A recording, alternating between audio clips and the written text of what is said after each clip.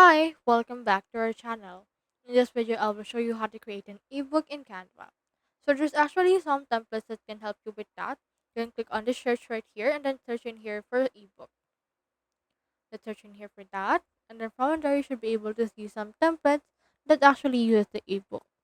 We have in here some ebook cover from this one.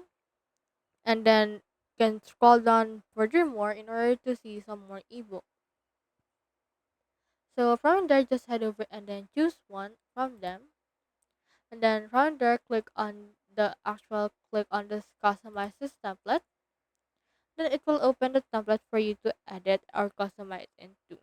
So they will show you this ebook cover, but if you want to create the more ebook or more like an ebook feel, you can head over and then copy the first page, and then you can remove the unnecessary text that you don't want on your ebook. For example, let's remove this right here.